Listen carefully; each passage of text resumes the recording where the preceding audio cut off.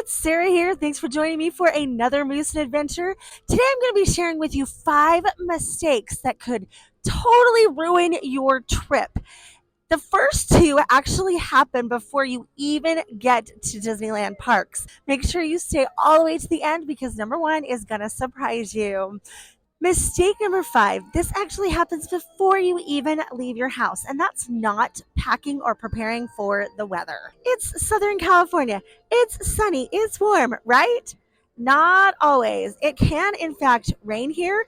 It does get cold, and there is, although it's not humidity like in some other parts of the country or the world, it is a wet cold. So if you're not prepared, you could be freezing at night, even if you come from a place where it's routinely cold. So, for instance, today I'm wearing my Spirit jersey because it started out kind of cool, but that sun is now bright and hot, and I think I'm going to take this off in a second.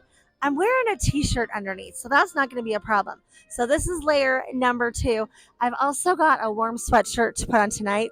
This one does not have a hood, but typically I'll wear a sweatshirt that has a hood because I can take off my ears and attach it to the backpack with one of those wrist slapping bands, and they stay on there pretty well. And then I can put on the hood and I'm not cold. The other thing you want to prepare for is with your shoes. You will walk and walk and walk and walk. My feet get super hot, so I like to wear Crocs because they've got kind of a built-in air conditioning. And at night I can wear my fuzzy socks that are in my backpack, and they keep my feet nice and toasty warm. And if my feet are warm, I tend to be warmer everywhere else. Today is not supposed to be as cold, but typically I'll also wear leggings or bring leggings to put on because I can also layer the leggings. Today it's supposed to be, I think, around the 60s when the park closes. It closes at 9 o'clock tonight. So that's not too bad. And I know some of you guys are from really warm areas, but believe it or not, California cold is a different kind of cold. It's a wetter cold. So even if you're in a place where normally like at 50 degrees you're wearing shorts and a t-shirt, I still totally recommend a jacket. If you don't wear it, great. But if you need it, then you've got it because there's nothing worse than being cold at Disneyland. What shoe feels comfortable to you might not be the same shoe that feels comfortable to everybody that you've polled on social media or other people that have gone to Disneyland. Not only that, but even if you decide that they are comfortable shoes, if they're new shoes and you haven't taken them for a test run, they might still end up giving you blisters and really tired, awful, aching, sore feet at the end of the day. You are easily going to put on between 10,000 and 20,000 steps each day in a park. Now multiply that if you're doing multiple days. That's a lot of walking. And if you haven't given those shoes a test run, they might end up not being the right choice for you. So if you get new shoes, take them out for more than just wearing them to do errands. Go on a couple walks that are a couple miles. They don't have to be anything strenuous, but you want to make sure you're not going to get blisters. You want to make sure that your feet are not going to be so sore that you don't want to go back that next day, or even worse, that you don't want to finish that first day. For Oogie Boogie Bash this last year, we talked my husband into wearing moon boots because he dressed up as Napoleon Dynamite. He wore those moon boots because they totally made his costume. But a couple hours into the event, he decided he was done. His feet were totally hot. It was really hot that night. And by the end of the night, he was just sitting on a bench watching us go see all the characters because his feet had had it. Moon boots were probably not the right choice, even though they made for an amazing costume. So make sure that you take those shoes out of the box, you wear them around, and not just to run errands, but like you actually walk around with them. And I recommend doing that a couple weeks before your vacation so that you can truly break them in. And even if they're comfortable, sometimes new shoes will give you blisters. That way you've got time for those blisters to heal and kind of form those calluses so that you'll be perfect and golden for that wonderful, magical day at the park. Also, it's not raining today, but it does, in fact, contrary to popular belief, does sometimes rain at Disneyland. And if it's cold and wet and rainy, it won't be fun.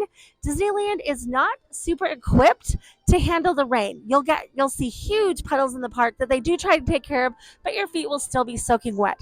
Also, keep in mind that it gets slippery. Another reason that I like my Crocs is that they're not slippery. So make sure you wear shoes that are going to keep your feet dry. You can even put rain covers over your shoes. I know a lot of people do that, but I like the Crocs. They're not slippery.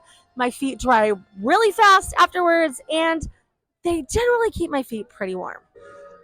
Mistake number 4 is not utilizing mobile order. Mobile order is amazing. In fact, you can order it from the comfort of your home or hotel room before you even leave for the day and get in the parks. You do not need to be in the parks to mobile order, and your card will not be charged until you actually hit the button on the phone that says, "I'm here, prepare my order." If it's lunchtime or dinner time and you're hungry, chances are that everybody else in the park is also hungry. And if you have not mobile ordered, you could be stuck in a very, very, very long line. Another perk of that is that things can sell out. If you have mobile ordered before you ever got to the park, you are guaranteed that you will have that treat. They save it for you. The mobile order app is also amazing because it can help you budget for how much you want to spend on food. When you go into the mobile order app, you can go to the individual restaurants and you can actually see pictures of the food and the price. So long before you've ever gotten to the parks or ever even started your vacation, you can plan exactly where you want to eat based on the needs of the people in your party and if they're picky eaters or not. And you also know exactly how much money you need to budget for that day. Or you can get a pretty close approximation, even if it's not absolutely exact. Mistake number 3 is you don't take a break and you try to do absolutely everything in one day. Let's face it, the chances of you doing everything are maybe slim to none. You can do it, especially depending on the park. California Adventure is way easier to do everything. If you rope drop, you can totally get it done.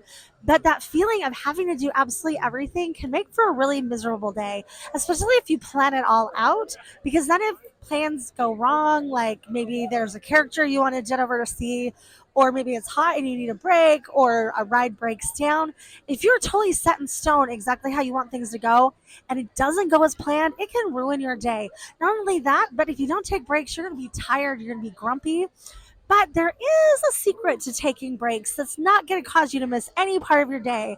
And that is that when you need a break or you start to get a little bit tired or a little bit hot or a little bit hangry, grab a snack and head into a show. Go see the Tiki Room. Watch the parade. Go to PhilharMagic. You're not going to miss any attractions because it is an attraction and it's definitely something you don't want to miss. But you're also going to get that much needed break and relaxation without having to take a bunch of time to go back to a hotel. It's also okay just to go sit at a bench, sit at a table, relax. Some of my greatest memories are going with my dad to Disneyland and just sitting at the table as he tells us stories from his childhood, or we get to share our stories with him. And that's been some of the most magical times we've ever had at Disneyland that we wouldn't have been able to get anywhere else but here. Don't be afraid to take that break. Mistake number 2, if you see a souvenir that you want, get it right then. Lots of times it will sell out. I know, sounds crazy, right? But merchandise sells out, and sometimes it sells out much faster than you think it will. There was a bucket hat that I wanted at Christmas. Oh, I wanted it so bad. And I saw it and they had like 20 in the store. I knew that it was selling out. I know, bad on me. I knew it was selling out, really, really wanted it. There were like 20 in the store, and I was like, well, I'll come back in an hour after the parade. When I went back in an hour, every single one of those bucket hats was gone, and I was devastated. The other thing that can happen, even if it doesn't sell out, is that it's really easy to think, well, I'll pick it up at the end of the night, or I'll go to this other shop and get it. Not all of the shops have the same merchandise. Even if you've seen it in a million places, when you go to look for it again, it might not be in that shop. It might be somewhere that you cannot access it anymore, like a different park. So if you see that must-have souvenir, get it right then and there. And pro tip, if it's something you don't want to carry around all day, a lot of the shops will hold it for you and you can pick it up at the end of the night. They also will hold it for you at the front of the main gates by where the stroller rental is. And then you don't have to carry it around with you. This brings us to mistake number 1 that guests make when they visit the Disneyland parks. They pay for water. At the quick service restaurants, you can go in and get water for free, absolutely for free.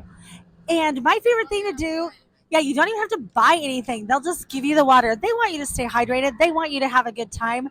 What I like to do is bring a refillable water cup and I fill that up. And that way I have it when I'm waiting in the lines too, because it's really easy to get thirsty while you wait in those long lines. in this way. And yeah, especially when it's hot. And this ensures that you're happy, you're well hydrated, and it's free. These are my favorite water bottles. You could bring in any outside water bottle that you wanted to into the park and refill it, even if it's not a refillable one and it's like, I don't necessarily want to plug a company, but any kind of, water bottle that you drink. These are my favorite. They sell these at Disneyland. They're my favorite because they're sturdy. They keep the water really, really cold, and they fit perfectly in my backpack without taking up a lot of space.